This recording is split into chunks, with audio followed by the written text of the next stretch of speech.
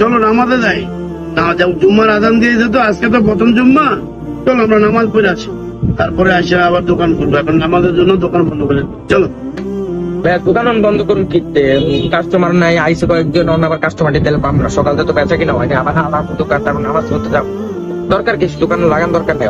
ভাইয়া যাইতে হবে, বুঝলো? কারণ আজকে তো প্রথম জুম্মা না, আজকে রমজানের প্রথম জুম্মা। আজকে আমরা জুম্মার নামাজ পড়তেই হবে। জুম্মার নামাজ পড়ে আসবো, তারপর ইনশাল্লাহ দেখবো রিজিকের ব্যবস্থা আল্লাহ করে দেবে। রিজিকের মালিক আচ্ছা। আচ্ছা তাহলে দোকান বন্ধ করে যাই, দেখি আল্লাহ কি করে যায়। আর রমজানের প্রথম নামাজটা পড়ে আসি, চলেন। সালাম আলাইকুম রহমতুল্লাহি ওয়া বারাকাতুহু। সালাম আলাইকুম ওয়া বারাকাতুহু। ভাই কি নিবেন? কি লাগবে ভাই? ভাই আমার কিছু সদা লাগবে রমজান, বুঝছেন? আমার মেয়ে বিয়ে দিছি তো মেয়ে বিয়ে শ্বশুর বাড়িতে কিছু সদা লাগবে, এরকম আমার কিছু সদাই দেন। আচ্ছা ভাই ঠিক আছে, আমি সবাই মিলে দিব ইনশাআল্লাহ। দেখো রিজিকের মালিক আল্লাহ, আল্লাহ ব্যবস্থা করলে কথা করলাম। আল্লাহ পাক রিজিকের ব্যবস্থা করলে আমাদের উঠতে গেছি না, এই জন্য আল্লাহ বরকত দিয়েছে। জি ভাইয়া আপনি ঠিকই বলছেন, আলহামদুলিল্লাহ।